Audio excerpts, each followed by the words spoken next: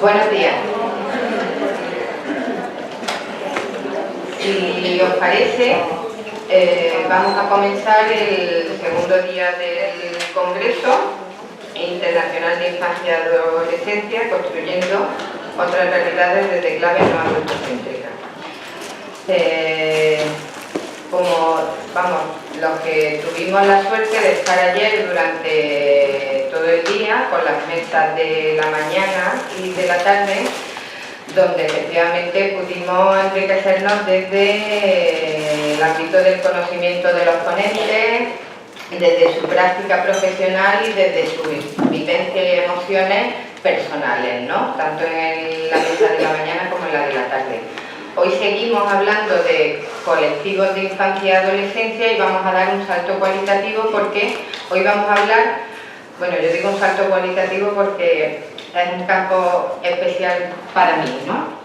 Que es aquellos menores y jóvenes que entran en contacto con la justicia penal porque cometen algún delito o falta recogido en el Código Penal, ¿no?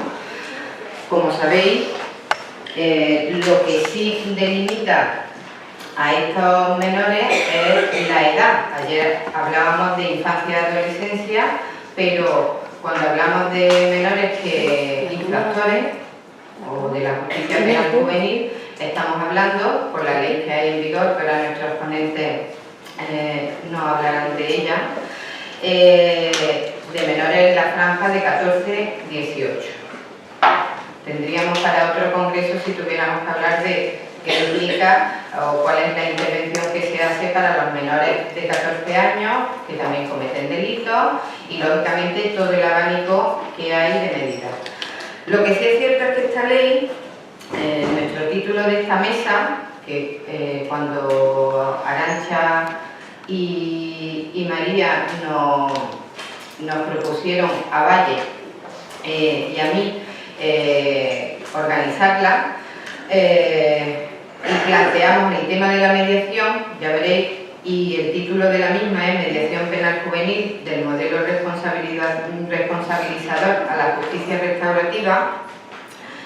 Es importante lo de la justicia restaurativa porque implica enfocar de forma distinta la respuesta que se da a los delitos, ¿no? Históricamente, lo sabéis, siempre, y sobre todo en el ámbito de la criminología, nos interesa mucho el delito y la persona que comete el delito, pero está casi siempre invisibilizada la víctima, ¿no? La víctima y la comunidad. Los delitos se dan en la comunidad y formamos parte de la misma. También tenemos que decir cómo solucionar estos delitos, ¿no? Y en una sociedad tan judicializada, que esta ley abra el camino de otras maneras de poder resarcir a la persona que comete el delito y a la víctima, y en eso la medida estrella es la mediación, ¿no? Entonces, nuestros ponentes de hoy, lo voy a presentar, va a cambiar un poco la exposición que tenéis en el programa.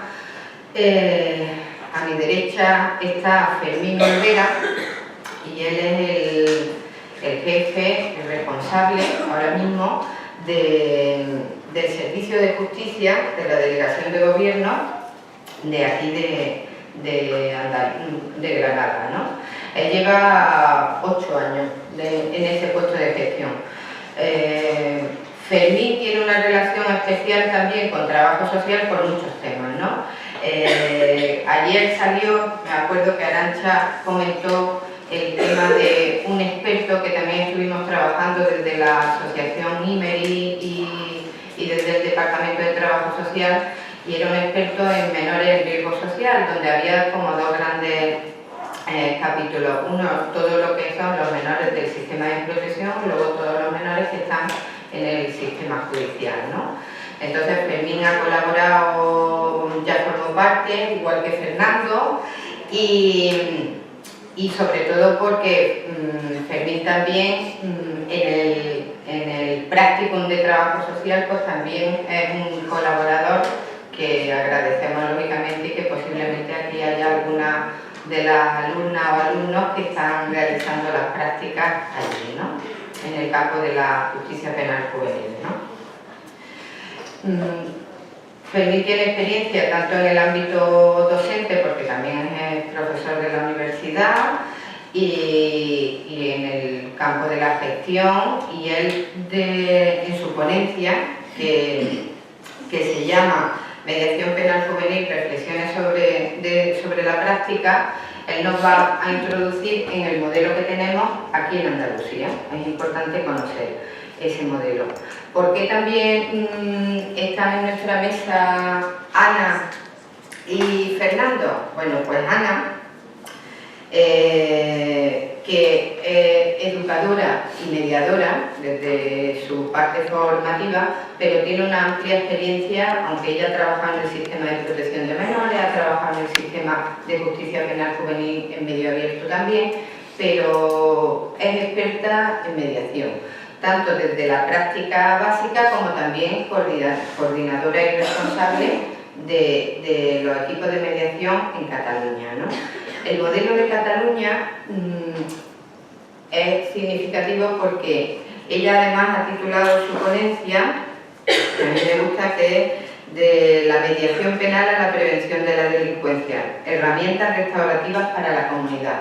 Y es importante, hemos hablado antes del menor, del delito, de la víctima, no hemos hablado del control, y ese enfoque comunitario que ella de alguna manera nos va a exponer la experiencia de cómo se lleva, porque no lo he dicho antes, pero ya sabéis que la responsabilidad a nivel de la administración, es decir, en materia de justicia penal, es cada comunidad autónoma, y cada comunidad autónoma ha ido desarrollando, basándose en la ley, diferentes modelos. Tenemos aquí un modelo en Andalucía, el modelo en Cataluña, y Fernando, que ya estuvo también en los expertos con nosotros, Fernando viene del País Vasco. Fernando, aunque de formación es psicólogo y pedagogo, y él ha trabajado, ahora él no lo explicará porque allí el lenguaje cambia, ¿no? El equipo psicosocial judicial del Consejería de Justicia del Gobierno Vasco, ¿no? Departamento. Allí llevan todo, tanto el ámbito civil como el ámbito penal, y efectivamente él también colabora en la docencia, y actualmente también es responsable de los equipos psicosociales. Ha trabajado como mediador, tiene experiencia también en la práctica forense, que lo ha tenido ahora también, y ya él un poco nos planteará y delimitará cómo es la intervención desde el País Vasco, que es un enfoque dentro de ese ámbito de la administración, ¿no? Y sin más, yo creo que lo que vamos a hacer es darle la palabra a cada uno de los ponentes, agradecerles que están aquí, porque sé que también tienen la agenda muy apretada y vamos a disfrutar con ellos. Entonces, el orden de intervención va a ser primero Fermín, para hablarnos de la situación en Andalucía, luego Ana y luego Fernando. Y ya al terminar la tercera intervención, pues abrimos un turno de preguntas. Muy bien. Gracias. Bueno, pues muchísimas gracias, Inmaculada, por la presentación, y muchas gracias a todos ustedes por estar aquí y aguantarnos el rato que vamos a estar hablando. Yo, como ha comentado Inmaculada, voy a hacer sobre todo una introducción de carácter general sobre el tema de la mediación penal y cómo se está desarrollando en Andalucía. Y bueno, lo primero que hay que aclarar, primero a la hora de referirnos un poco al marco normativo, lo primero que hay que aclarar es por qué, digamos, estamos nosotros aquí. Efectivamente, es que, como ha señalado Inmaculada, según la ley vigente, pues la ejecución de las medidas, el artículo 45 de la ley dice que la ejecución de las medidas judiciales referidas a los menores infractores corresponde a las comunidades autónomas y a las ciudades de Ceuta y Melilla. Y en ese sentido, el Estatuto de Autonomía de Andalucía pues, establece efectivamente en su artículo 61 que corresponde a la comunidad autónoma de Andalucía la ejecución de las competencias en materia de menores infractores en el marco de la legislación civil y penal, que nos sirve de referencia, porque porque también hay que señalar que la competencia de las comunidades autónomas en esta materia es una competencia de ejecución, es decir, no hay competencia legislativa, puesto que, como es fácil suponer, la competencia es una competencia estatal que viene en la ley orgánica y son los jueces y tribunales los que les corresponde juzgar y hacer ejecutar las medidas de este tipo, ¿no? Al estar judicializado el sistema penal juvenil. Entonces, son las comunidades autónomas las responsables de la ejecución de estas medidas en el marco de una normativa, que es una normativa estatal, una ley orgánica 5 del 2000 y un Real Decreto 1774 del 2004, que es el que desarrolla esa ley. Entonces, en el marco de esa normativa, pues, las distintas comunidades autónomas están ejecutando sus competencias y desarrollando incluso sus propios modelos, si se puede hablar así, de intervención. Evidentemente, esto se enmarca, todo el tema de la mediación penal juvenil, hay que aclararlo ya desde el principio, que es una medida alternativa a las medidas judiciales propiamente dichas, ¿no? Entonces, lo primero que hay que aclarar es que el sistema contempla un paquete amplio de medidas, desde medidas no privativas de libertad a medidas privativas de libertad, que son las que aparentemente o en principio son las que había que aplicar, salvo que nos podamos escapar, diríamos, de ese sistema a través de la mediación. Entonces, bueno, pues también la ley establece, diríamos, un principio de intervención mínima, en el sentido de que la ley establece pues, las medidas, diríamos, normales, por llamarlo de alguna manera, que son las que se imponen, que imponen los jueces y tribunales. Pero básicamente los juzgados de menores, porque los tribunales solamente en caso de apelación.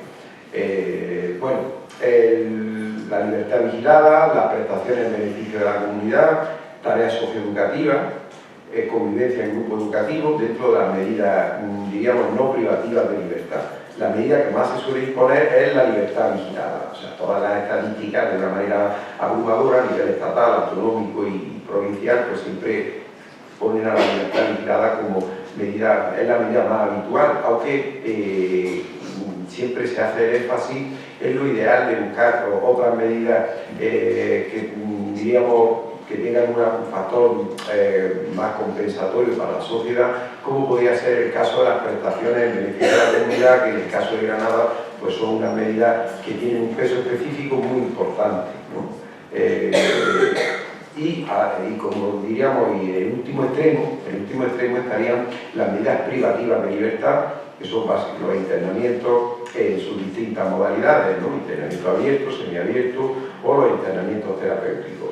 Ya de antemano hay que decir que la inmensa mayoría de las medidas que se imponen son medidas no privativas de libertad. Las medidas privativas de libertad estamos hablando siempre como un máximo de un 20% en términos generales, sin entrar, diríamos, en muchos detalles. Es decir, las medidas, de hecho, las medidas privativas de libertad en muchísimos casos se imponen como medidas sustitutivas en caso de que las medidas no privativas de libertad no estén funcionando correctamente, porque una de las características que tiene el sistema penal juvenil es que es un sistema muy flexible, a diferencia del sistema penal de adultos, ¿no? Entonces, se intenta hacer, diríamos, como regla general, un traje a medida a través de lo que se llama, en el argot de esto, un programa de intervención individualizado para cada menor, y ese traje a medida que se prepara expresamente para ejecutar la medida es el que guía la actuación y en caso de que no funcione, pues cabe la posibilidad de modificar incluso esa medida y en los casos, diríamos, extremos, acabar en un internamiento. Pero como regla general, tanto la ley como la práctica va enfocada hacia medidas no privativas de libertad, de manera que el menor infractor cumpla esa medida en su propio entorno, ¿no? En su entorno familiar y en su entorno comunitario, que es un poco, que diríamos que es lo deseable, ¿no? También que tenga diríamos, un significado lo menos estigmatizante posible, ¿no?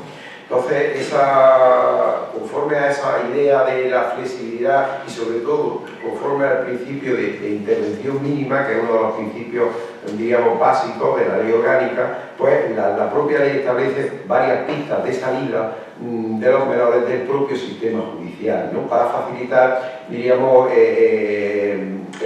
la desjudicialización, porque esa es otra de las ideas que se pretende, no estigmatizar y judicializar en la medida de lo posible, ¿no?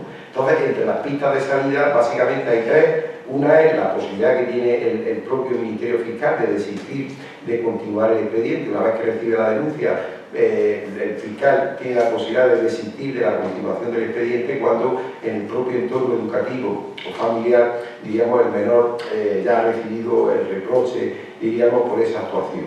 Y para eso no se puede hacer, diríamos, en todos los casos. El criterio de oportunidad arreglada, más o menos, que tiene una pauta que es básicamente pues, que el menor no haya cometido conductas similares, que el menor que se trate de un delito menos grave o de una falta, ¿no? Y por supuesto porque ya se haya recibido ese reproche. Esa es una pista de salida que en ese caso el expediente, diríamos, se queda en la propia Fiscalía de Menores y no pasa ni siquiera al juzgado. Una de las peculiaridades, que no lo comentaba, pero bueno, puede ser interesante, en el sistema penal juvenil el Ministerio Fiscal no tiene la misma función que en el sistema penal de adultos, ¿no? En el sistema penal de adultos el fiscal básicamente ejerce la acusación, pero la instrucción de los procedimientos penales corresponde en el sistema penal de adultos a los jueces, mientras que en el sistema de menores corresponde al Ministerio Fiscal, ¿no? Entonces, en este caso, pues en este primer supuesto de esta primera salida, el propio fiscal, la propia Fiscalía es la que puede acordar el desistimiento del expediente, ¿no? Y no pasa, por tanto, ni siquiera al juzgado. La segunda pista de salida es la que se conoce como la mediación extrajudicial, ¿no? La mediación extrajudicial es la que lo que se busca es, pues, que es un poco el objeto de esta mesa y de esta ponencia en particular, lo que se busca es buscar, diríamos, una satisfacción psicológica a la víctima y en su caso una reparación. En ese caso, el Ministerio Fiscal abre, digamos, el expediente, pero si se consigue esa conciliación, esa reparación, se puede acordar, que eso es lo que luego comentaremos, se puede acordar ya a nivel judicial el sobreseimiento del expediente. Por tanto, esta es una segunda pista de salida. Aquí la posibilidad de entrada en esta segunda pista de salida es un poco más generosa porque solamente se excluyen los supuestos de delitos en los que haya habido violencia grave o intimidación contra las personas, pero en principio pues cabe más capacidad de entrada. Es decir, se puede decir que las cosas de menos trascendencia se acuerda de desistimiento y se tiene un poquito más de trascendencia cuando ya se pasa a la mediación, porque las cosas, diríamos, más livianas, el propio Ministerio Fiscal en muchísimas ocasiones acuerda de desistimiento. Y luego hay incluso hay una tercera pista de salida, que aunque se haya puesto ya la sentencia, aunque el menor esté ejecutando la medida, si a lo largo de la ejecución de la medida se comprueba y se acredita, diríamos, que se ha producido esa conciliación o esa reparación, pues también a propuesta de la entidad pública, pues se puede acordar, diríamos, la sustitución de la medida o incluso el archivo de la causa. Es decir, que estamos hablando de tres grandes posibilidades, de tres grandes pistas de salida para intentar, en la medida de lo posible, pues la máxima desjudicialización y la mínima estigmatización del menor, ¿no? Al servicio de este tipo de actuaciones, pues están los equipos de mediación.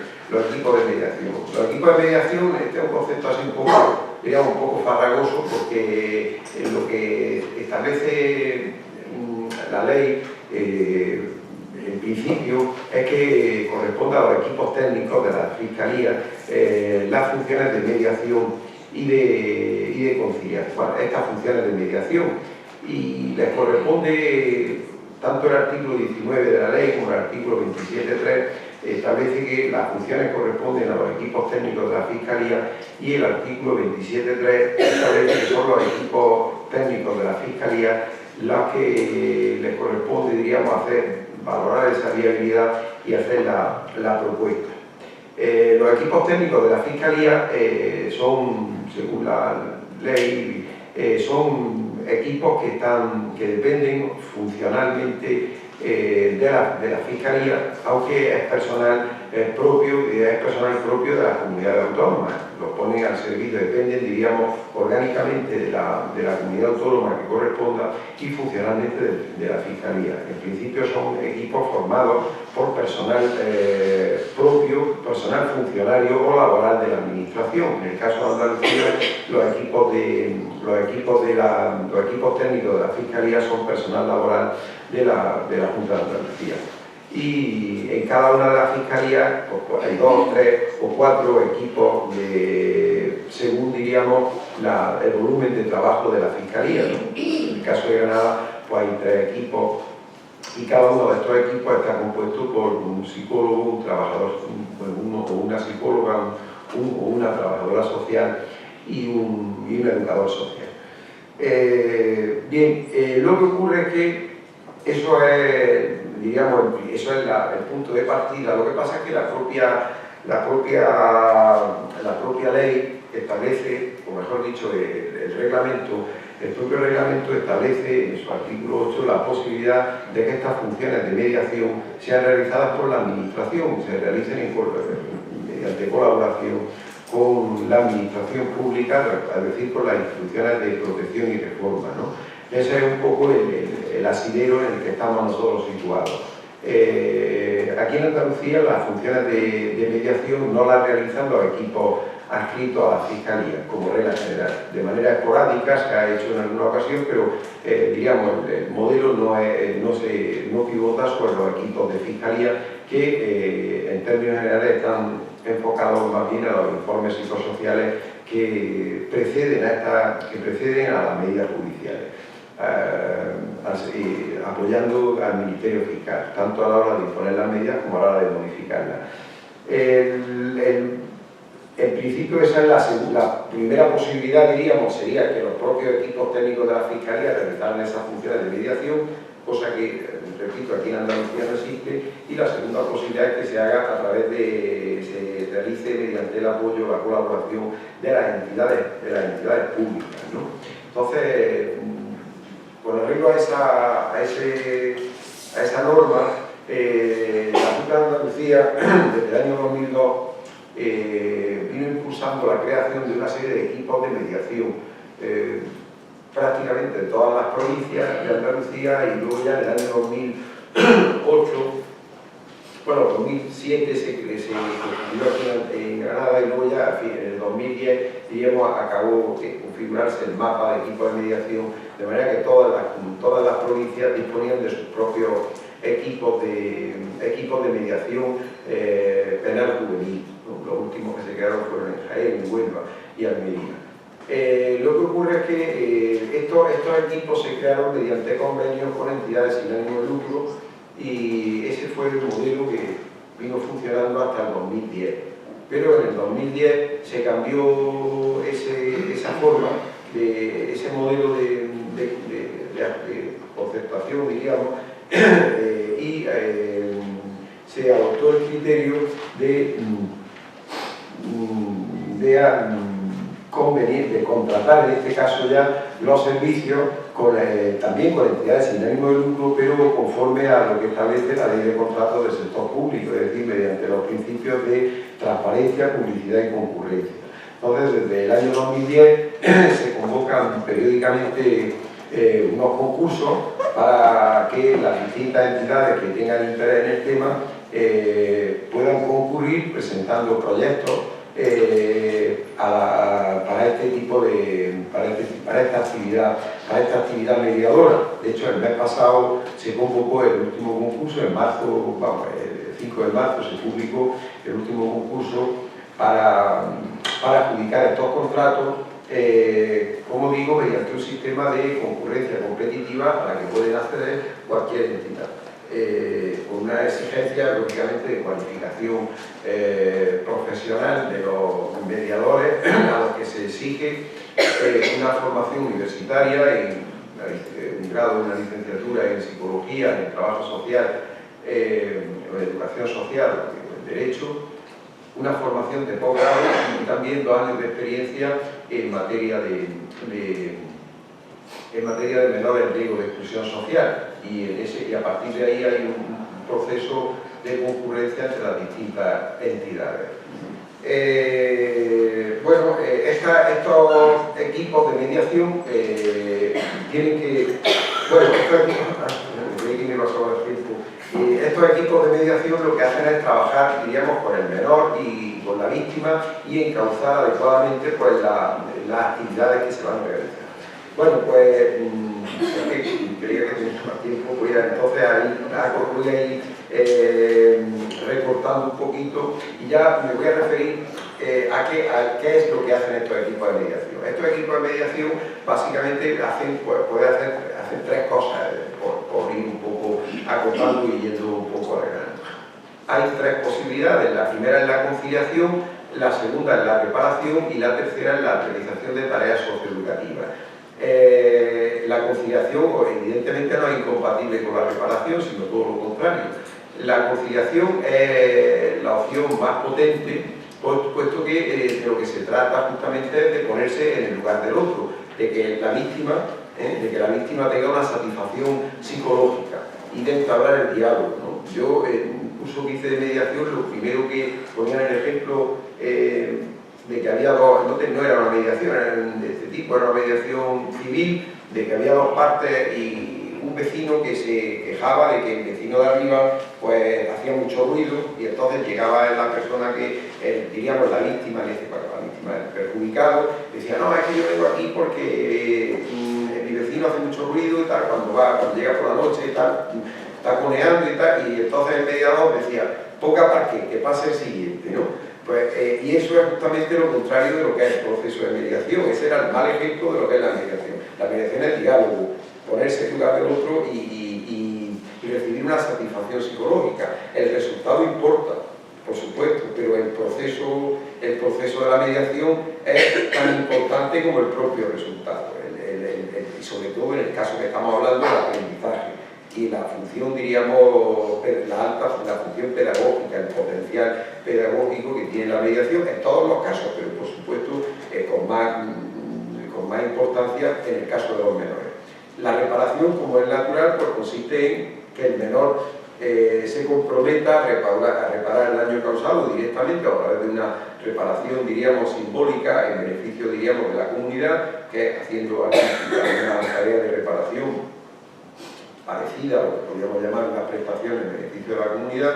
Y luego la tercera posibilidad, cuando no hay, diríamos, una víctima concreta, pues la tercera posibilidad serían las tareas socioeducativas, que en la ley están un poco así más deslavazadas, no establece tampoco claramente, pero bueno, esa es la tercera opción, porque hay veces que los fiscales derivan la mediación supuestos donde no hay una víctima, diríamos, concreta y determinada, como puede ser, por ejemplo, un delito contra la seguridad vial, ¿no? Entonces, en ese caso, la respuesta sería la tarea socioeducativa. Entonces, lo que interesa, sobre todo, yo creo que lo que me interesa destacar es la función, diríamos, esa función de resolución del conflicto en la medida de lo posible, la función de reparación y, sobre todo, principalmente, al menos en el caso de la mediación penal juvenil, el aprendizaje, entender esto como un proceso de aprendizaje.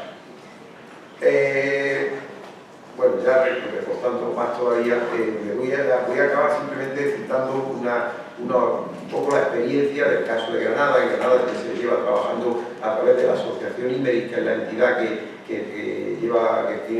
ha tenido primero conveniada y después contratada con la Junta de Andalucía este programa, pues se viene trabajando ya desde el año 2007 en este tema, ¿no? Entonces, lo más importante que quería destacar es los procesos de coordinación. En este caso, la coordinación entre la Fiscalía, la entidad pública, diríamos nosotros, la Junta de Andalucía, la entidad mediadora, la entidad que gestiona el tema, y los equipos, el equipo técnico de la Fiscalía, o sea, las 4 piezas del sistema es fundamental. Entonces es un diálogo permanente, fluido, constante entre, por supuesto, entre las cuatro agentes que están gestionando el proceso en relación, diríamos, con la víctima y en relación con el agresor, ¿no? O con el menor infractor en este caso. Los resultados pues, son bastante positivos y sobre todo que van mejorando año tras año. El año pasado se gestionaron a través de la mediación de manera satisfactoria el 14% de los asuntos que entraron en la Fiscalía de Menores de Granada, por lo cual ya de por sí es un dato bastante bueno, porque luego los demás casos ya irían a la medida no privativa de libertad o en su caso las privativas de libertad. Si en adultos consiguiéramos un porcentaje similar, la verdad es que sería fantástico. De hecho, este modelo penal de juvenil se pone como referencia siempre para la mediación penal de adultos, que eso sí que está todavía en Mantilla. Allí hay experiencias piloto que se han celebrado, de hecho en Andalucía, en Jaén, en Cádiz, se están realizando, o sea, después se han estado realizando en realidad, y esto está, diríamos, la mediación penal de adultos. Tiene mucho que aprender de la mediación penal juvenil. Que, bueno, en general el derecho penal de adultos tiene mucho que aprender del sistema penal juvenil.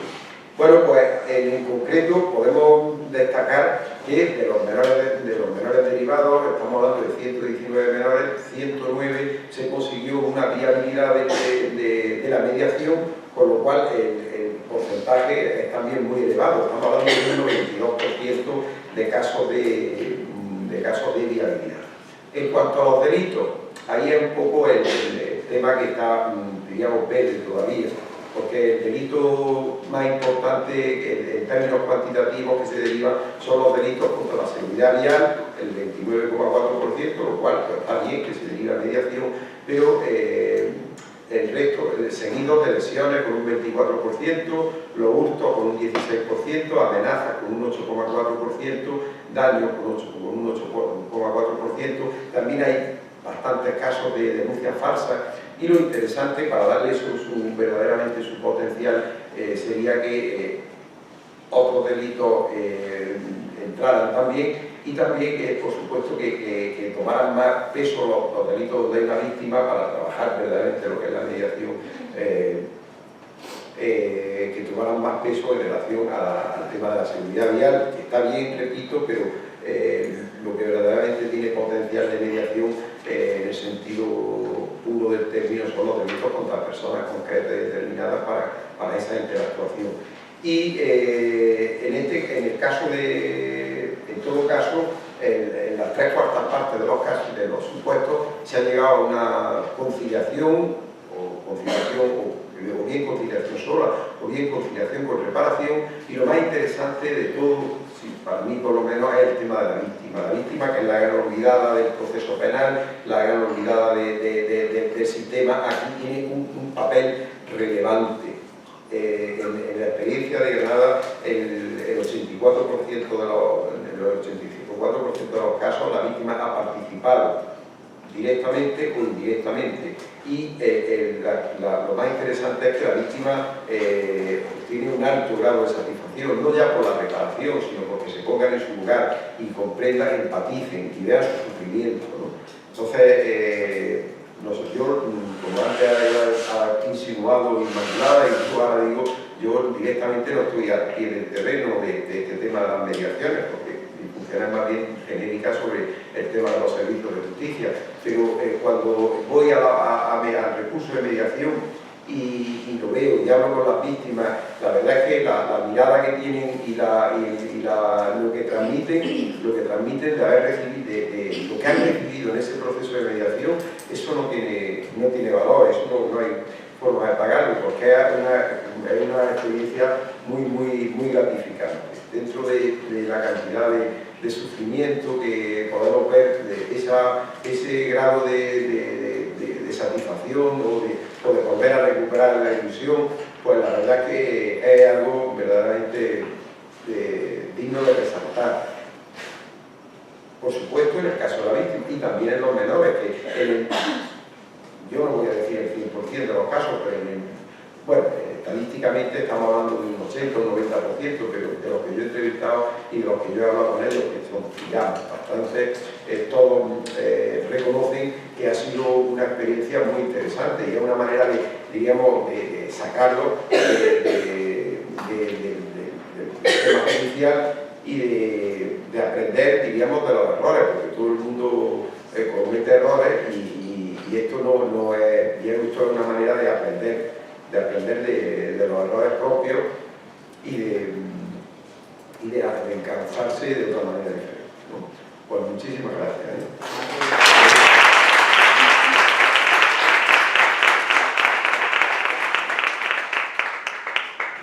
A continuación, Ana, tienes la palabra. Muchísimas gracias. Ante todo quiero dar las gracias a la organización por haberme invitado y sobre todo porque estoy muy emocionada, porque como yo soy granadina, que nací aquí pero no vivo en esta tierra, volver a mi tierra siempre es una gran emoción, así que muchas gracias por invitarme. Voy a intentar ceñirme al tiempo y voy a intentar compartir con vosotros algunas reflexiones sobre el tema de la mediación penal juvenil, y me gusta mucho lo que acaba de decir Fermín, porque para mí, después de casi 25 años de experiencia en este campo, la mediación nace en Cataluña en el año 90, el 2 de mayo, y yo tuve el privilegio de formar parte de los primeros mediadores, con lo cual la mediación llega a mi vida en un momento en que yo ya llevo muchísimos años trabajando con jóvenes, con niños, con adultos, tanto en protección, como decía Inma, como en el ámbito de reforma. Y llegar a la mediación para mí fue un cambio de mirada, un absoluto cambio de la perspectiva. Entonces, como el título de este congreso, que me gusta muchísimo, ¿no? Construir otras realidades desde claves no adultocéntricas, ¿no? Bueno, es una palabra que yo no conocía. Digo, mira qué paisanos que se inventan unas palabras chulísimas. Esta la volvería a utilizar en mis clases con mis alumnos, les va a gustar mucho. Pero en todo caso, antes de ir más allá, quería solo hacer una pequeña rectificación a lo que hacía, cuando me presentaba Inma, me presentaba como coordinadora y responsable. Yo no soy responsable de nada, no coordino nada, soy una trabajadora de a pie, es decir, sigo siendo en el eslabón de abajo, yo soy la que ejecuta. Pero llevo muchísimos años de experiencia, ahora este año era 40 años que trabajo con chavales, y supongo que eso combina una cierta experiencia, ¿no? Como para hablar un poco de este tema.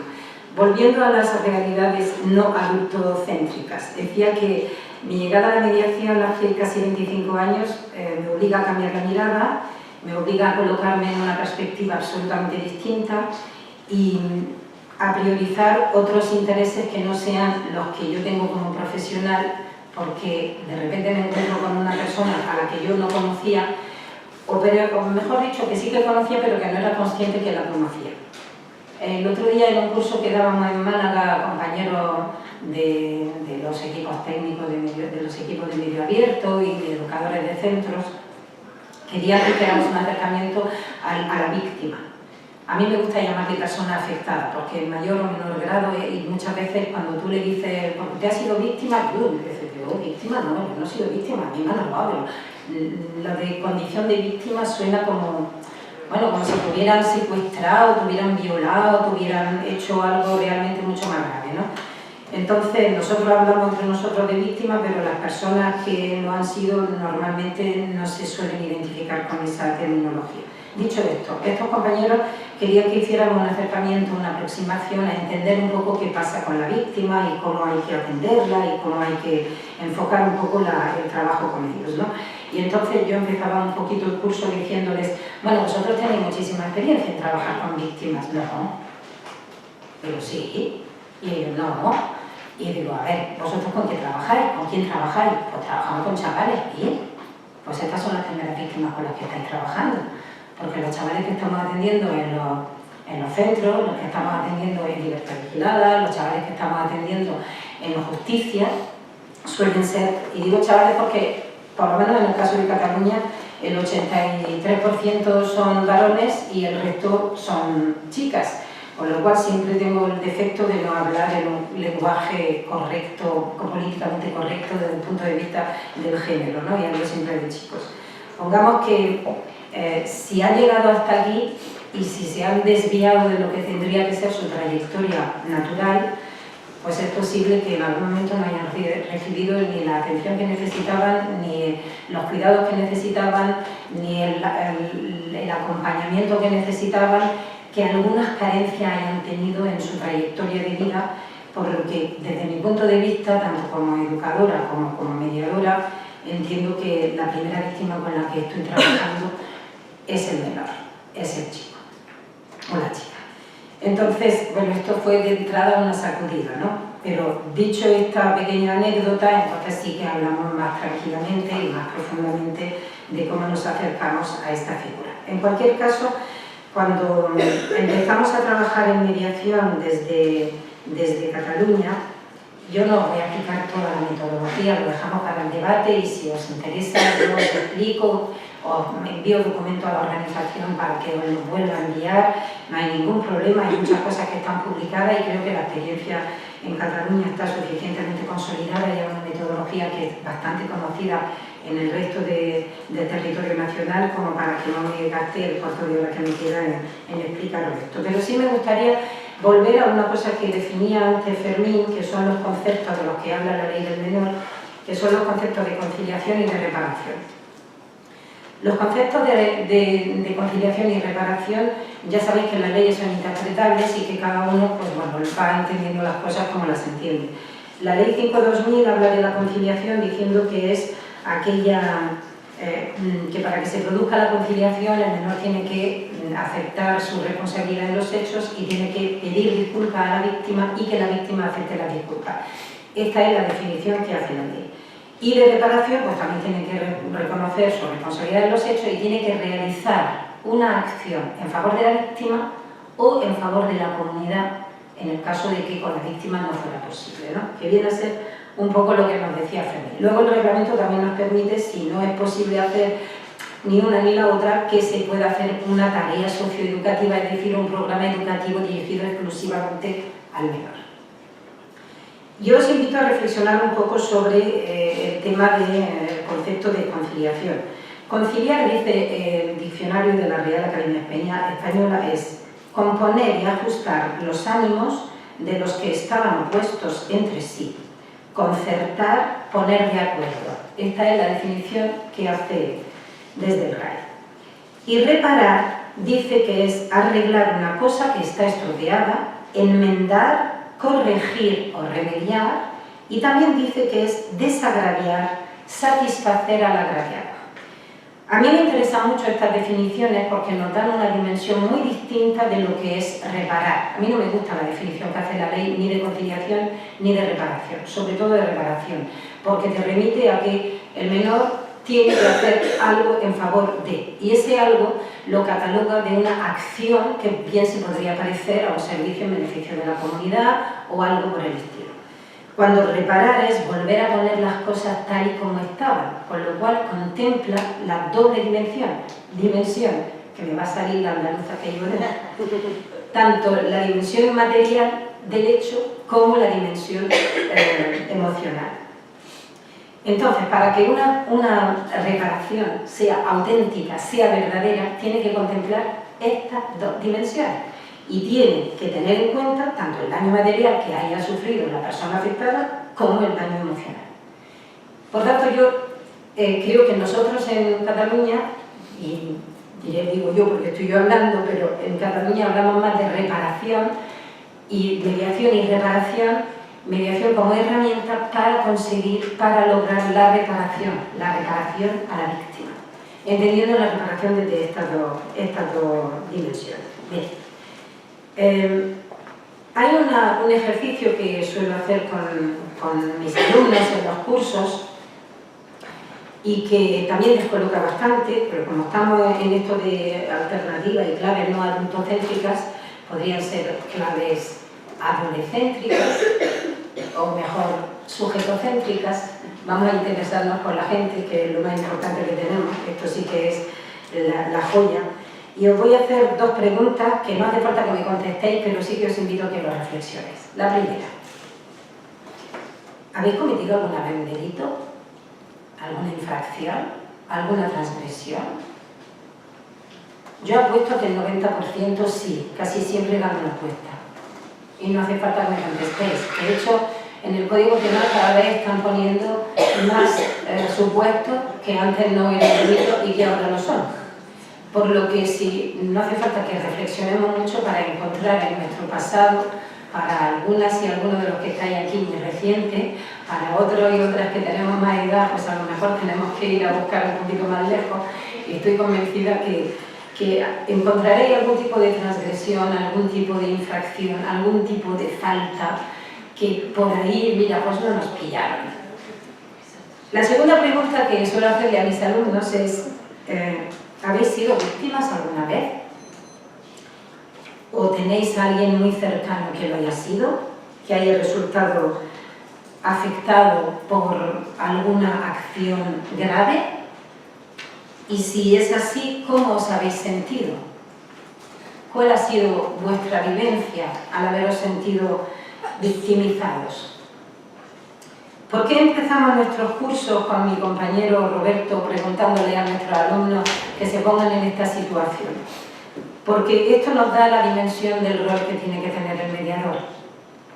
Porque así la gente comprende mucho mejor para mediar entre una persona que ha sido infractor y una persona que ha sido afectada por el delito, la falta, la infracción, la transgresión que ha cometido ese infractor, cuál es el lugar que tiene que ocupar. Porque así nos ponemos mucho mejor en la situación de poder empatizar tanto con el uno como con el otro. Porque así nos ponemos en situación de mantener una equidistancia y de no mezclar, aliarnos ni con uno ni con el otro.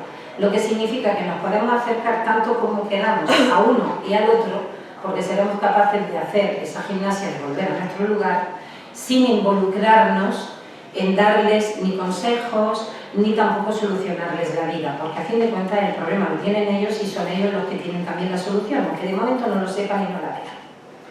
El rol del mediador, para nosotros, la mediación es una herramienta, decía antes, ¿no? Y si queremos que realmente les sirva a las personas, tenemos que trabajar desde esa función mediadora. Yo no voy a entrar en cómo es exactamente, cómo lo hacemos nosotros en Cataluña. Ya os digo que esto está más que dicho y me parece que sería más interesante explicar, después de tantos años, qué beneficios entiendo yo que tiene la mediación para las personas. Entendiendo que estamos haciendo, y quiero subrayar unas palabras que ha dicho Fermín antes, decía que el proceso es tan importante o más como el propio resultado. Y esto es así. Cuando estás trabajando en mediación penal, trabajas de una forma distinta a como se puede trabajar en mediación familiar o en mediación civil, por ejemplo, ¿no? Nosotros hacemos siempre entrevistas por separado con los infractores y si el infractor reúne una serie de capacidades, entonces, y una serie de condiciones, entonces y solo entonces le ofrecemos el programa a la víctima. Porque no queremos volver a victimizar, porque como decía Fermín, es la gran olvidada y ya que se le da un lugar, aunque a mi entender bastante tímido, pues es cuestión de que la mimemos y es cuestión de que al menos se la respete y se le ofrezca algo con cara y ojos, no que la volvamos otra vez a poner en una situación difícil. Por tanto, valorada la viabilidad del programa con el menor, entonces se lo ofrecemos a la víctima.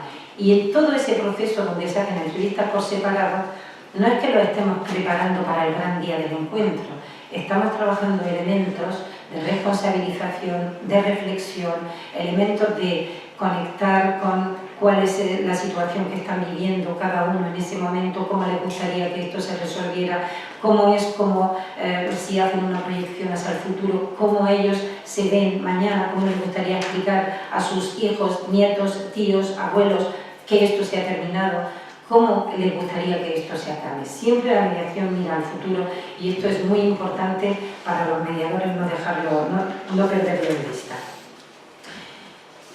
Si hacemos todo este proceso es para que la víctima, la persona afectada, sea reparada. y que esto suponga, que también lo ha dicho Fermín, un aprendizaje. Yo me atrevería a decir que tiene que ser un aprendizaje para los dos, porque esta herramienta les sirve para pensar, para ver que hay otra manera de resolver los problemas y sobre todo para que esto sea una prevención para el futuro, que también es una herramienta preventiva. Entonces, yendo más deprisa, los beneficios de la mediación para el menor. Es un proceso de responsabilización. Algunas veces tengo alumnos que me dicen, ¿y esto cómo se hace, esto de responsabilizar al menor?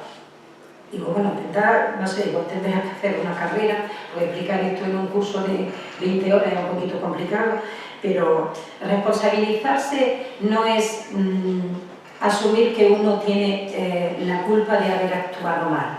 O sea, yo sí lo he hecho yo y lo reconozco, no. Responsabilidad entendiéndola en que yo respondo ante mí y ante los demás de mis propios actos y de las consecuencias que tienen. Bueno, cuando digo esto, muchos adultos no son capaces de hacer eso. Esto es lo que les estamos pidiendo a los menores. Dentro de la ley, los menores tienen entre 14 y 18, los que nosotros atendemos, pero muchísimos adultos no son capaces de responder ante sí mismos ni ante los demás de los delitos que cometen o de la, digamos, de la conducta desacertada que cometen. Esta mañana, cuando puse la radio, cuando me desperté, me enteré que el señor Rato había ido a la comisaría. Digo, hostia, algo está cambiando en este país. Después ya veremos cómo queda esta historia, ¿no? Que suele quedar en agua de borrajas, porque ellos sí que tienen los medios para que, desgraciadamente, la justicia muchas veces no actúe con todo su poder. Pero este sería motivo de 3 o 4 más congresos, creo yo. Dicho esto, un proceso de responsabilización, un proceso que permite la toma de conciencia. Porque cuando tú empiezas a reconocer y a ver, a visualizar cuáles han sido las consecuencias que el hecho ha tenido, primero para el propio menor y después para su entorno, para su familia, entre sus amigos, todas las respuestas que ha recibido, y después puedes conectar con todo lo que eso le ha supuesto a la otra parte, tú vas tomando conciencia de que tú no vives solo en el mundo en una isla desierta, que las normas sirven para algo y que por tanto esto te tiene que ayudar a crecer, y estamos hablando siempre de aprendizaje. Es un proceso de reflexión. Creo que la asignatura de pensar ya no está tampoco en los... Al igual me equivoco, en Andalucía lo han mantenido, ¿no? Pero me parece que esa asignatura ya no está en el instituto, ni en primaria. O sea, se tiene que hacer muchas preguntas a este menor. ¿Por qué? ¿Por qué? ¿Por qué? ¿Por qué? Porque y él no está acostumbrado a hacerse preguntas. Yo se las voy a hacer. ¿Tú por qué crees que actuaste de esta manera? ¿Tuviste oportunidad de hacerlo de otra forma? Si hubieras podido hacerlo de otra forma, ¿qué hubieras hecho? ¿Por qué? Todos estos porqués él tiene que hacérselos, y como él no se los hace, porque de todas formas tampoco lo estamos educando para que se hagan preguntas, tenemos nosotros que ayudarle a que tengan una experiencia de autocrítica también, no para culpabilizar, pero para sí reflexionar. 5 minutos. La mediación trata la culpa. Esto no es un proceso de psicoterapia, pero conectar con la culpa, cuando te das cuenta de lo que has hecho y de la dimensión que tiene, hay que también saber tratarlo, porque hay que evitar que esto se enquiste, hay que evitar que esto se cristalice y sea dañino para el propio menor, pero también hay que ayudarle a que no trivialice, a que esto no sea una simple anécdota y que entonces, bueno, pues esto lo soluciono yo así en un pispás y amén. Tiene que ayudar a que no trivialice, pero a que tampoco dramatice. Por tanto, esto previene la reincidencia. Si tú eres capaz de hacer todo este proceso, por supuesto que te lo piensas, pero ya no solo por miedo a que tengas una respuesta penal, sobre todo porque la gente, la mayor parte de la gente que atendemos, gente muy normal, que está aprendiendo, que son adolescentes, que están en un proceso vital en el que están aprendiendo. A los científicos les dejamos que hagan ensayo, error, ensayo, error, ensayo, error, no pasa nada, subvencionamos, cada vez menos también hay que decirlo. Pero ensayo, error, a un adolescente no le permitimos ensayo, error. Ensayo, me equivoco, castigo. Ensayo, me equivoco, doble castigo. Ensayo, me equivoco, niño, para adentro. Entonces, ¿de qué estamos hablando? De miradas no adultocéntricas, miradas adolescéntricas.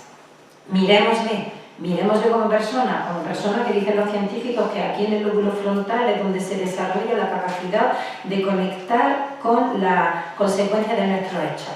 Y dicen que aquí es donde están las neuronas esas. Y dicen que en realidad no maduran el 100% hasta más o menos los 18 años. Bueno, estos son estudios científicos de la neurociencia, está aportando muchos elementos. Y eso dicen los últimos estudios de hace 10 años. Nuestra ley tiene 15, le estamos pidiendo que calculen las consecuencias de sus actos a chavales que no tienen ni 18 ni 17, muchas veces tienen 14. Para la víctima, tiene la oportunidad de tener un espacio de atención y de escuchar. También es un espacio de información. Pensar que si ella puso la denuncia, en los casos en que ella la puso, porque si son lesiones y la han atendido en un ambulatorio, muchas veces es el ambulatorio, el propio hospital el que puso la denuncia y la llaman al juzgado o a la fiscalía y yo no puedo tener ninguna denuncia. Y cuando viene a nosotros, es la primera vez que alguien la atiende, la informa, le explica de qué va esto, pues esto es lo que puede pasar, así es como estamos organizados, por esto la hemos tomado, etc. Por tanto, un espacio de información. Si ella le damos información, también la escuchamos y es un espacio que se convierte en un espacio de contención, donde también puede ella volcar toda esa evidencia que está siendo dañina, ¿no? Es un espacio donde van a poder comunicar, porque le estamos ofreciendo la posibilidad de participar como protagonista en la posible solución de un asunto que le pertenece, que le afecta. Por tanto, le vamos a ofrecer un espacio de comunicación y puede resultar un espacio de reparación, porque puede ser que allí reciba una satisfacción y un beneficio, entendiéndolo en su sentido más genérico, por la acción que el menor ha cometido sobre ella. No quiero terminar sin explicaros por qué a mi ponencia, que ya la veréis, no sé si os la han distribuido ya o si la tendréis en breve, se llama Herramienta Restaurativa para la Comunidad. Porque creo que la mediación la utilizamos cuando ya ha sucedido un hecho, cuando ya hay algo que arreglar. Pero ¿y qué hacemos antes? ¿Qué pasa en la comunidad donde están actuando, donde están pasando todos estos hechos que muchas veces, como decía Fermín, ni siquiera entran en el ámbito penal porque el fiscal utiliza el artículo 18, desiste porque son hechos que son muy niños? Pero el hecho de que sea muy niño no significa que no haya un conflicto. El hecho de que haya chavales en las plazas que estén haciendo grafitis, que estén molestando a los vecinos, que estén hasta las tantas de la noche con las motos haciendo ruido y que los vecinos acaben insultándose con ellos y ellos con los vecinos.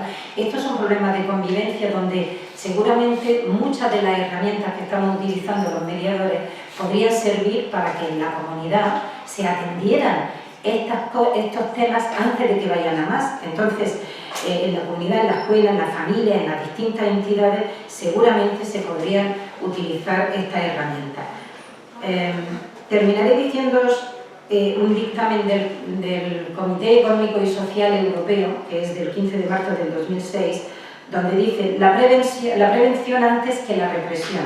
La mejor manera de luchar contra la delincuencia juvenil es impedir que surjan delincuentes juveniles.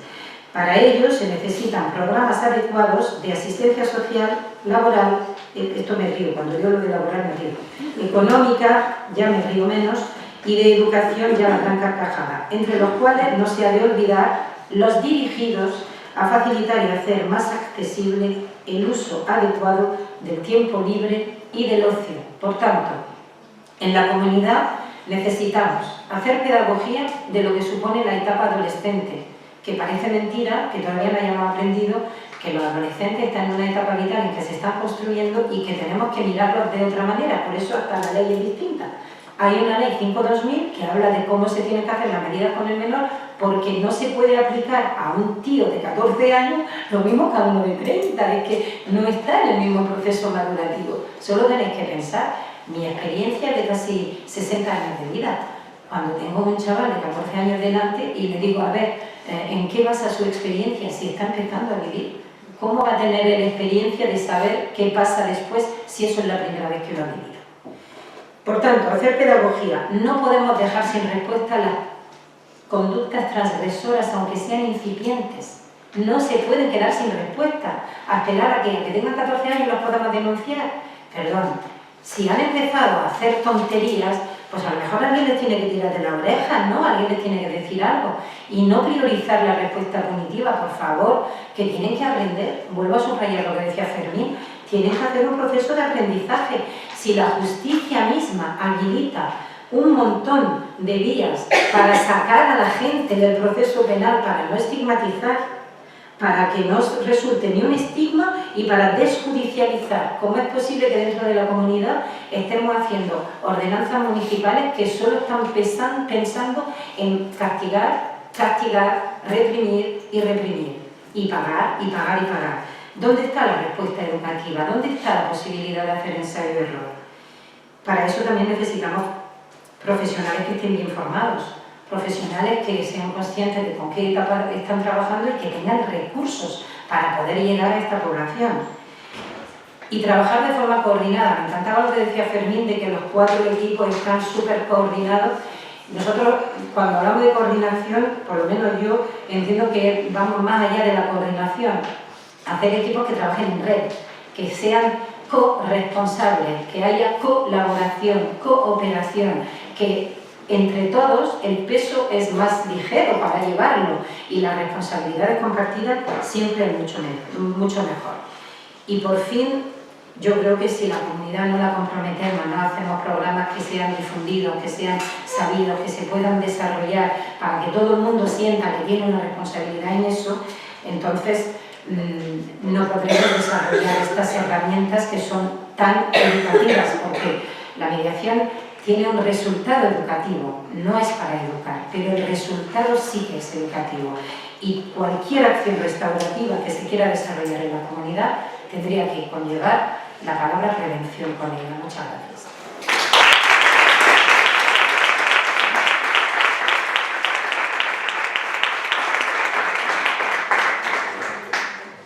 Muchas gracias, Ana. Nos has dejado muchas reflexiones para el debate. Bueno, y ya paso la palabra a Fernando. Fernando, cuando quieras. Bueno, muchas gracias al Departamento de Trabajo Social y Servicios Sociales de Inmaculada y a los demás también profesores del departamento que han organizado el congreso y que tan amablemente, en este caso a mí me han invitado. Y también gracias a las personas y las asociaciones que colaboran en esta organización, y en concreto, como ha dicho el primer ponente, Fermín, pues a la asociación IMERIS, que tanto tiempo lleva realizando los programas de mediación y de reparación en este contexto de Granada, y los cuales también, con ellos también hemos compartido desde otros ámbitos geográficos pues muchas relaciones y muchos aspectos importantes en relación a la mediación. Ellos tienen una proyección fuera de aquí también importante, y en ese sentido pues hemos tenido la oportunidad de hablar mucho de mediación y de compartir casos y de ver cómo se están, ver diferentes realidades que se están llevando a cabo. Bueno, yo no soy granadino, no, pero es un placer volver, porque no es la primera vez que vengo a este contexto, a esta facultad, no es la primera vez, y volver otra vez. Para mí es un placer por la acogida y por el compartir también experiencias de mediación, así que reitero por eso gracias por la invitación. Y bueno, yo no sé si voy a poder dar la talla después de estos ponentes anteriores y de la forma tan gráfica en tan poco tiempo que han explicado las cosas. A mí me lo han puesto muy fácil porque lo han realizado muy bien, a mí me está tocando en último lugar, y por tanto creo que no va a ser difícil por la calidad y por la capacidad también de resumir y de dar una visión general en este contexto, que yo creo que seguramente habrá personas que tengan mucha experiencia en el ámbito de la mediación penal juvenil y otras que no tantas, lógicamente. Yo quería abordar, por eso, porque lo básico y lo importante ya está dicho, abordar 4 o 5 cuestiones, o aportar aquí 4 o 5 cuestiones. La primera es ¿por qué, si estamos hablando de mediación penal juvenil, ahora nos ha dado el punto de empezar a hablar de justicia restaurativa? ¿Qué es eso de la justicia restaurativa? Y en este caso, ¿qué es eso de la justicia restaurativa juvenil? ¿Por qué? Si es que básicamente la ley no ha cambiado, básicamente se están haciendo las mismas cosas con una misma base legal, ¿por qué estamos incorporando este tipo de verbos, de palabras a prácticas que se venían realizando?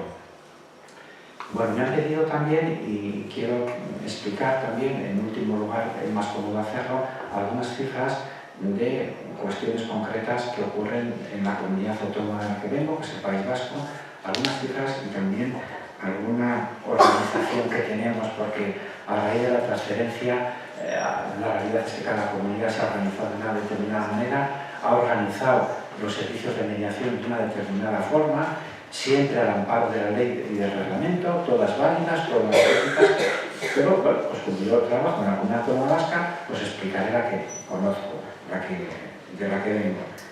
Y también abordaré unos pequeños criterios que utilizamos en algunos aspectos que la ley 5/2000, que es de ámbito nacional, y el reglamento, que también lo es, y que por tanto define cómo tienen que ser los programas de mediación, digo, en algunos aspectos que esta ley y este reglamento dejan vacíos o dejan a la arbitrariedad o no concretan excesivamente. Ahí es importante, para un hacer unificado dentro del mismo servicio, establecer algunos criterios.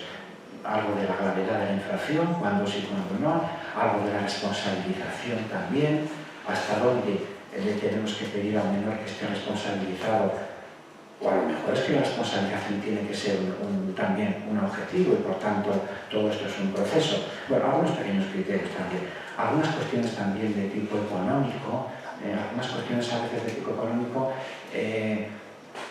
un poco embadurnan o contaminan el proceso puro de esa responsabilización de este tipo. Y también, finalmente, me gustaría abordar unas pequeñas pinceladas sobre dónde, desde la comunidad autónoma de la que vengo, estamos reflexionando o me gustaría que fuera esto de la mediación penal juvenil o de la justicia restaurativa. Hacia dónde podemos ir o algunos retos de futuro. Esto es básicamente lo que quisiera abordar. Bueno, ¿qué es eso de la justicia restaurativa? ¿Por qué ahora mismo nos da por cambiar de las cosas, el nombre de las cosas y hablar de justicia restaurativa? El modelo de mediación penal juvenil, digo, está básicamente, además se ha explicado perfectamente por Fermín y está recogido en la ley y en el reglamento y por tanto es así como se desarrolla en la mayoría del territorio nacional, porque la ley es de ese ámbito. Ahora, ahí no habla de justicia restaurativa, ahí lo que nos habla es de un modelo de responsabilización del menor, de contacto con la víctima, de reparación y de conciliación a la víctima. La parte de justicia restaurativa, el paradigma de la justicia restaurativa se incorpora posteriormente, viene de la justicia restaurativa en general, desde un punto de vista de la victimología y de la criminología. Y básicamente en los procesos de mediación penal juvenil entendemos que aporta varias cosas, es decir, una solución más global a algunas cuestiones o algunas relaciones que quedan tocadas por un delito penal.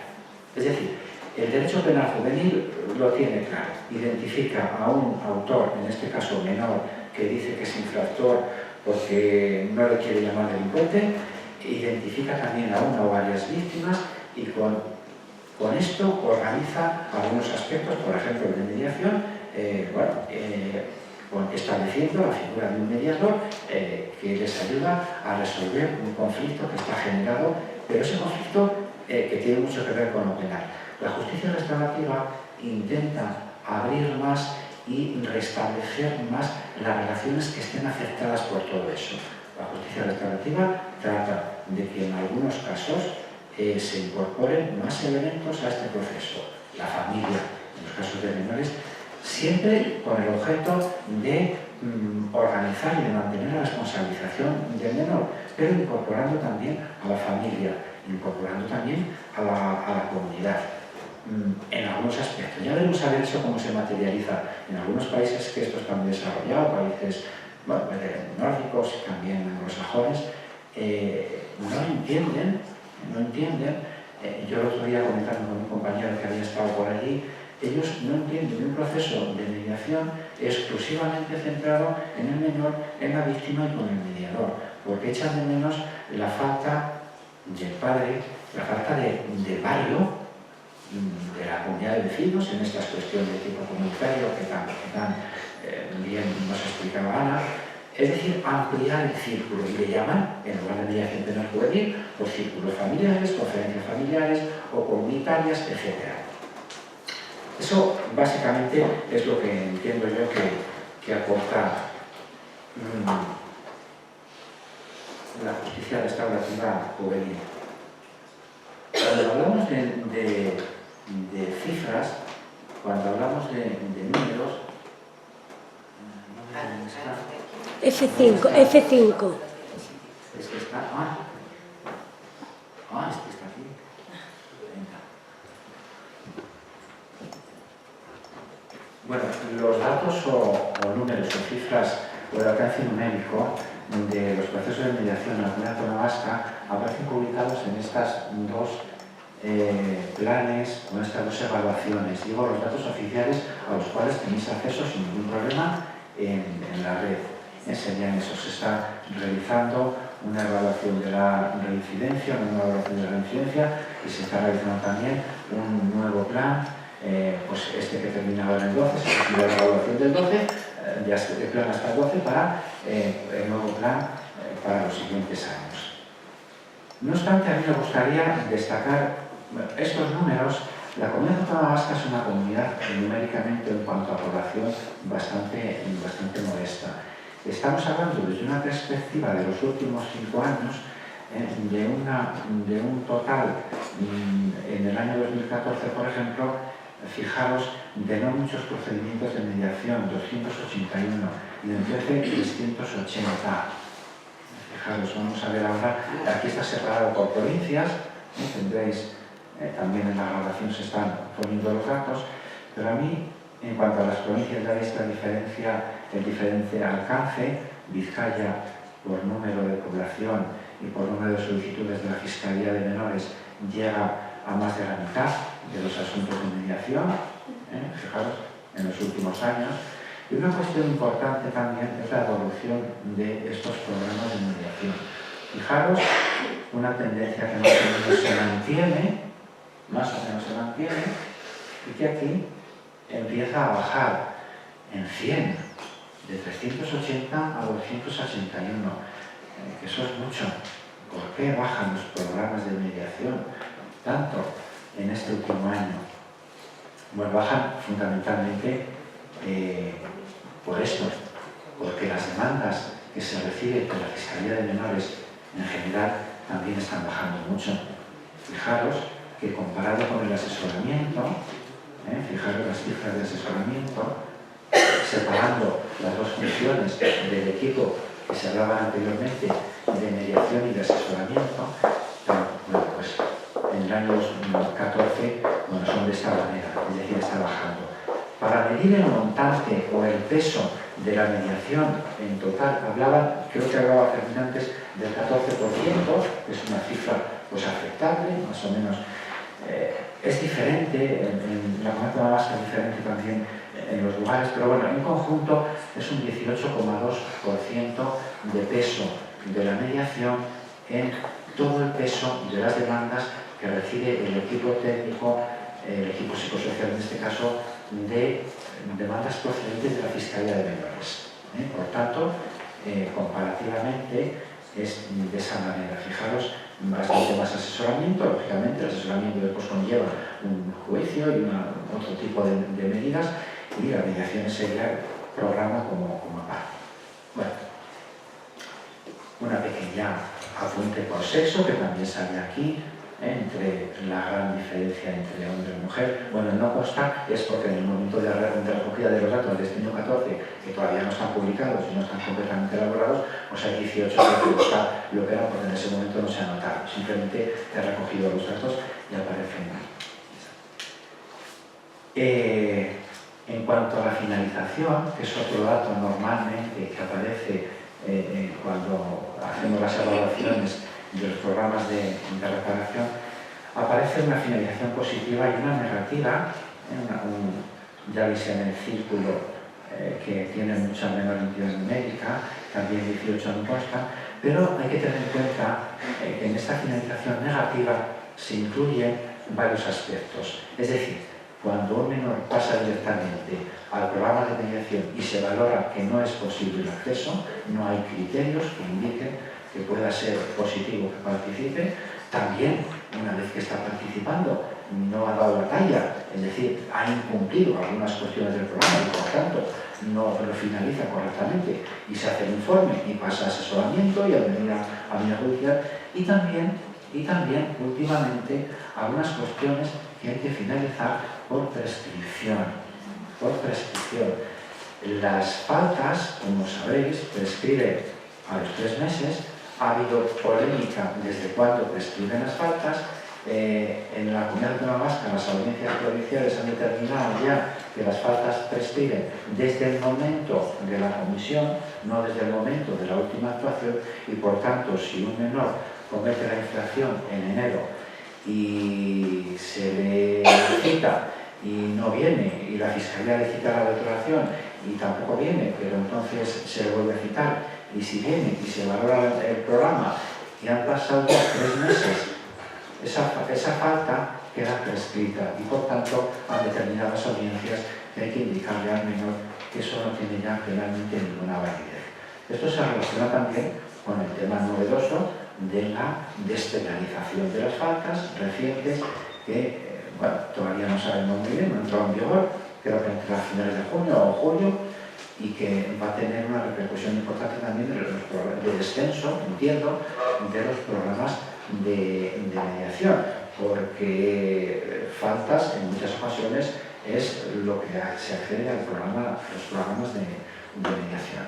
Y la destinación de las faltas irá porque algunas de ellas pasarán a delitos leves y por tanto quedarían dentro de la justicia, y otras quedarían fuera como sanciones administrativas. Lo que decía Ana, que a veces también hay ordenanzas comunitarias en las cuales priman otro tipo de reparaciones, como sean económicas y demás. Bueno, eso todavía está, las consecuencias están por ver, pero es una cuestión que viene ya, porque eso afectará al número de mediaciones, afectará también a una limitación que aparece en la ley, que es que los procesos de mediación se limitan a delitos leves y a faltas, luego también hay que modificarlo porque no van a existir las faltas en la justicia, afectará un poco en general.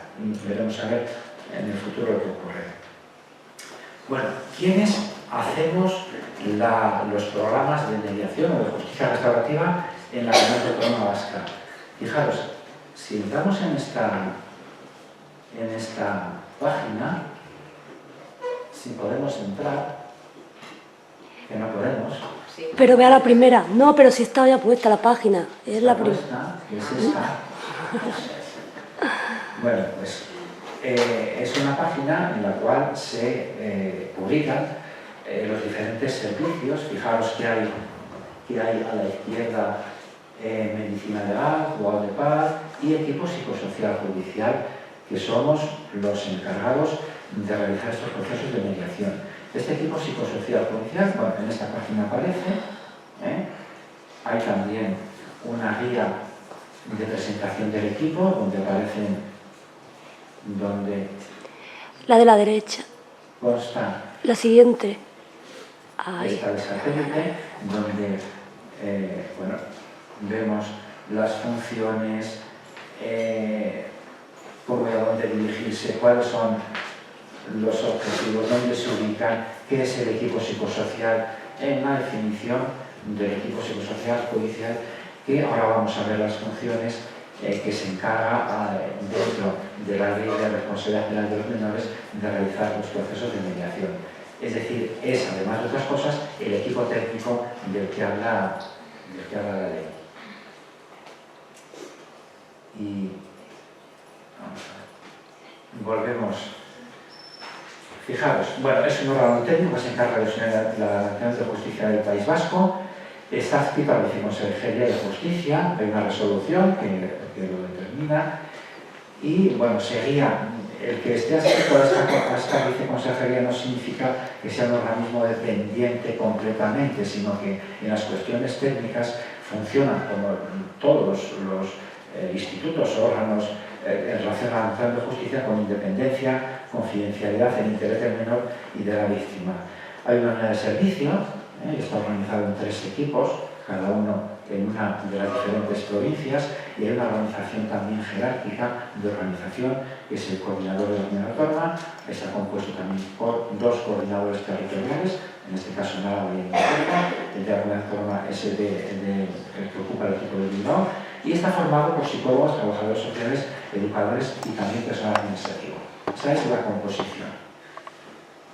Es un equipo de amplio espectro, es un equipo polivalente, con funciones diversas, en 3 áreas fundamentalmente: en la jurisdicción civil, en la jurisdicción penal y en las de la jurisdicción penal de menores, es decir, las contenidas en la Ley de Responsabilidad Penal de Menores. En la jurisdicción civil nos encargamos de la evaluación pericial psicosocial en los procesos matrimoniales y en los procesos de protección de menores. En los procesos matrimoniales realizamos los informes periciales forenses sobre guarda y custodia disputada de los niños cuyos padres están en proceso disputado de divorcio o de separación, los regímenes de visitas, unidad civil de matrimonio, etc. Y en los procedimientos de protección de menores, las oposiciones a lo que allí se llaman las órdenes forales, es decir, las tutelas de menores o los acogimientos familiares. En esos casos de tipo judicial también se nos encarga el informe psicosocial. Equivaldría a lo que aquí sería el equipo técnico o psicosocial del ámbito de familia. Veremos después un poco qué significa que sea un equipo de amplio espectro.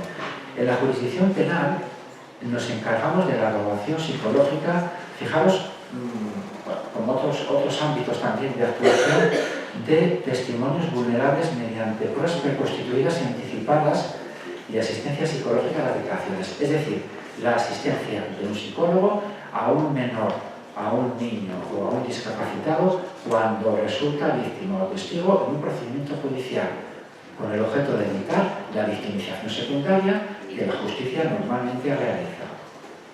Y después, y en ese caso a veces se organiza como una prueba preconstituida, es decir, con el objetivo de obtener un testimonio de calidad, de víctima o de testigo, pero de calidad, que tan válido es para la justicia penal, y además con el objeto de que se preconstituya, es decir, de que no se le vuelva a tomar declaración, que se lleve al juicio oral la grabación de esa prueba y no haya que volver a tomar declaración. Bueno, eso es lo penal.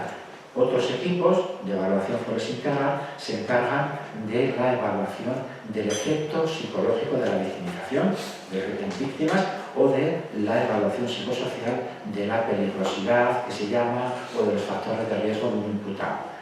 Y lo que nos afecta a nosotros, pues ver un poco en qué contexto se realiza esto, las contenidas en la Ley de la Responsabilidad Penal de los Menores, que son, como sabéis, básicamente las de asesoramiento, lo cual incluye el informe psicosocial del artículo 27, los informes de mediación, de modificación de medida, los cautelares, etc. Y también la mediación penal juvenil, que sería la cuestión que nos ocupa.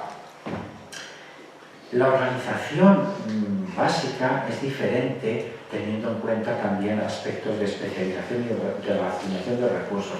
En Nigeria, por ejemplo, hay especialistas en mediación penal juvenil con funciones exclusivas de mediación penal juvenil que solamente hacen eso sobre mediación penal juvenil. En cambio, en Guipúzcoa y Álava son especialistas en mediación penal juvenil, pero es una exclusividad, es decir, que en determinados momentos pueden realizar funciones de asesoramiento.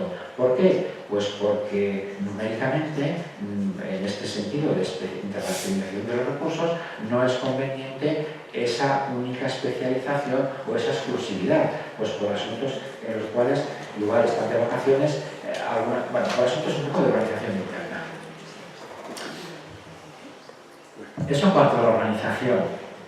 Con respecto a al aspecto de los criterios, me gustaría hacer especial hincapié en algunos criterios, en algunos aspectos del acceso del menor al programa de mediación.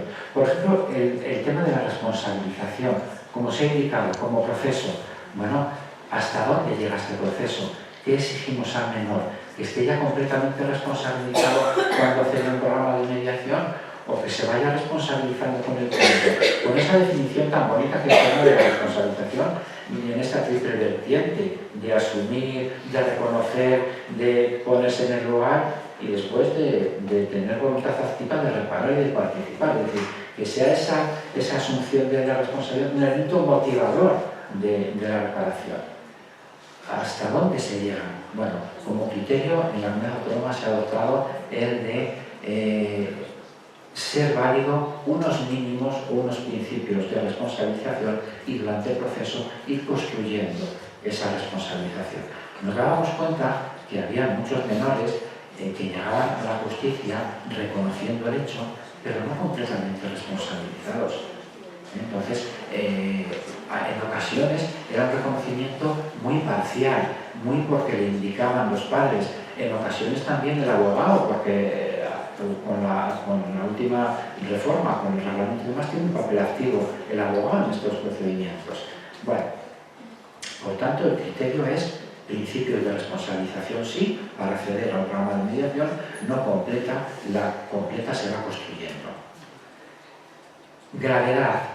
Hay una cuestión clara, la ley limita la gravedad a delitos leves y a faltas. Lo que pasa es que es un punto de vista jurídico, que muchas veces no tiene que ver con la realidad, con esa gravedad social. Hemos visto casos o cuestiones calificadas jurídicamente como delitos muy graves. Yo recuerdo uno de una calificación de un secuestro, pues porque unas niñas le habían dicho a otra, lo habían dejado encerrado en una chabola que tenían y le habían retenido allí, le habían dicho que no saliera, y eso viene calificado puramente, pues se puede calificar como secuestro. Entonces, eso quedaba fuera del programa de mediación y no tenía tanta importancia su gravedad social. Era una cuestión más relacionada con el acoso entre iguales, etc. Y por tanto, la gravedad jurídica, nosotros no trabajamos con la gravedad jurídica, pero en cambio hay una limitación jurídica de la gravedad. En estos casos el criterio es coordinar con el fiscal, porque la calificación que hace la Fiscalía de menores es provisional, no es definitiva. Por tanto, se puede cambiar, se puede modificar. El fiscal puede permitir que esos casos inicialmente calificados como muy graves, viéndolos, examinándolos bien, puedan ser menos graves. La reincidencia. ¿Acceden a estos programas de mediación menores reincidentes? La reincidencia es un aspecto que tiene cuando se evalúan los programas, tiene mucha validez. Fijaros, no hace mucho, en una evaluación de este plan del año 2012 que se hacía, en la cual tuve la oportunidad de participar, bueno, pues se llevaban las manos a la cabeza porque hay unos años que la reincidencia dentro del programa de mediación aumentaba. ¿Qué prevención se hace cuando está aumentando la reincidencia? Fijaros, para esos datos se presentan en el Parlamento Vasco, entonces fijaros la importancia que tiene el tema cuando el responsable está explicando que con estos programas de mediación tan buenos y tan bonitos nos aumenta la reincidencia. ¿Qué validez tiene eso? Bueno, hay que buscar la explicación de la reincidencia. ¿Por qué aumentaba en este caso? En este caso aumentaba la reincidencia porque se intentó abrir, democratizar más los programas de mediación en un año en que había muchas denuncias de los centros de protección de menores en la resolución de conflictos de disciplina típicos por los educadores, y la dirección de centro denunciaba. Y eso aumentó bastante el programa de mediación. ¿Qué pasa? Que estos menores tenían un perfil que posteriormente reincidía por perfil, no porque el programa de mediación les indicara o hiciera que reincidiera, sino por perfil. Es decir, nos encontramos en que cuando se hacía la evaluación, parte de estos menores que habían aparecido en el programa de mediación reincidían, eran reincidentes, aumentó la reincidencia. Ese era el motivo, hay que evaluar bien. Y el motivo, un aspecto que se consideraba negativo, desde el punto de vista de los mediadores, era un aspecto positivo. Se consiguió ampliar el espectro, y en estos casos de menores con perfiles psicosociales complicados o infractores, en muchas ocasiones podían participar también en un determinado aspecto de la mediación. Hay que explicar, por tanto, la reincidencia. Bien, independientemente de esta anécdota que explica la importancia de la reincidencia, hay que saber que el criterio que adoptamos es: no encontramos limitación ninguna en la ley para que un menor primerizo acceda sin limitaciones generales a un programa de mediación. Puede un menor incidente sin problema acceder a un programa de mediación. Y segundo, por propio principio de preventivo del proceso de mediación, normalmente cuando ha habido más procesos ya de mediación, no al tercero. La responsabilización que se pretende con estos procesos de mediación nos indica que el tercero. Algunos aspectos o algunos criterios con respecto que nos enlazan también con el tema de la justicia restaurativa. En cuanto a las víctimas, encontramos algunos autores y víctimas vulnerables, algunos menores que tienen 14 años y que por desarrollo evolutivo a veces están especialmente infantilizados. ¿Cómo abordar con ellos esa responsabilización? Y también algunos menores que pueden ser menores de 14 años que participan en los programas como víctimas. Bien, en esos casos observamos que la ampliación esa que hablábamos de la justicia restaurativa a las familias, a la comunidad en este caso no tanto, pero sí a las familias, es una condición necesaria. Hay que incluir también en estos casos de menores, especialmente menores, que no acceden todavía a los elementos cognitivos que hace falta en la responsabilización, la participación, digo, de la familia, de los padres. En muchas ocasiones el propio menor lo demanda. Cuando se están incluso negociando los acuerdos, el propio menor infantilizado, todavía no responsable completamente, en eso que a veces les pedimos excesiva responsabilidad, dice, bueno, bien, pero lo que diga mi padre también, tanto a los menores infractores como a los menores víctimas, para aceptar la reparación del daño. En este aspecto también nos encontramos con el tema de la reparación simbólica, la reparación penal y su relación con la reparación civil.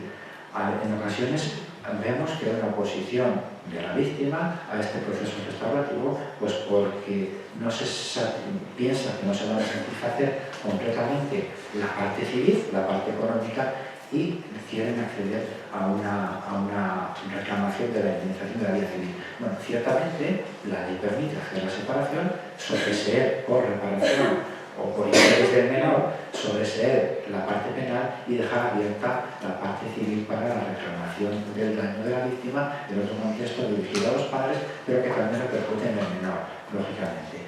Bien, en estos casos, el menor y su familia tienen que saber y conocer desde el principio que la víctima se está oponiendo y formulará una reclamación civil. Luego, la solución de la cual se trabaja en este programa de mediación va a ser parcial. Queda abierta la parte civil a la cual la víctima tiene derecho. Es importante que eso quede claro en el proceso. Se ha terminado el tiempo y me falta explicar muy brevemente algunas cuestiones que consideramos como futuro. El tema de la ampliación de lo que nos indica la justicia restaurativa en cuanto a los encuentros, que una de las características de la parte restaurativa es que amplifica los participantes en la resolución de las relaciones generadas por el delito. El contexto de menores es un contexto completamente adecuado para incluir a familias de víctimas, hemos dicho, y victimarios vulnerables. En casos en que se participa de violencia doméstica, la identificación tan escasa de víctima menor, familia, padre y madre perjudicados, infractor víctima, queda queda un poco pobre, en el sentido de que normalmente subyace un conflicto familiar y en este encuentro restaurativo se pueden incluir a todos los componentes familiares. Quedaría mejor resuelto el conflicto. Por ejemplo, a los hermanos, que normalmente también tienen mucho que decir porque es un problema habitualmente de más que penal de tipo familiar. En asuntos de daños a bienes públicos, en ocasiones no se identifica a la comunidad, pero no participa en esta reparación. Se puede incluir a representantes de la comunidad, a representantes del polideportivo o del ayuntamiento que gestiona ese tipo de cosas en el participar en los encuentros para solucionar algunos daños, por ejemplo, de daños a bienes públicos. Y también hemos realizado varios procesos de mediación relacionados en ocasiones con el acoso escolar, en el cual se había abierto procedimientos de resolución de conflictos escolar, a pesar de eso se había denunciado y por tanto se puede hacer una comediación y hacer un encuentro conjunto y habría una participación ahí también de la comunidad, en este caso de la escuela. El tema de la justicia restaurativa juvenil y de la violencia de género, y la mediación son incompatibles en el caso de los adultos por una ley de protección de las víctimas basada en varios aspectos, desde una concepción más amplia y más responsabilizadora de la justicia juvenil, la ley no impide que haya encuentros en asuntos relacionados con violencia de adolescentes siempre y cuando se pongan el resto de condiciones. Y otro aspecto que dejo ahí también para el futuro es que a pesar, y con esto termino ya, que a pesar de que se describe tanto en la ley y se profundiza más en la descripción en el reglamento que lo sustenta de la revisión de la medida por conciliación, es una cuestión que también se está realizando en este caso muy escasamente por la dificultad que se está obteniendo. El que haya dificultades, es entendible, se pueden resolver las dificultades y la propuesta o el criterio de la comunidad en la que vengo es que en la medida de lo posible se pueda aplicar la experiencia restaurativa presentencial a estos casos de mediación o sentencial que son diferentes, hay algunos aspectos diferentes, pero que ampliarían el espectro de la participación y de la tipología de delitos y demás. Muchas gracias. Con esto ya me dicen que se acaba, terminó la intervención. Gracias.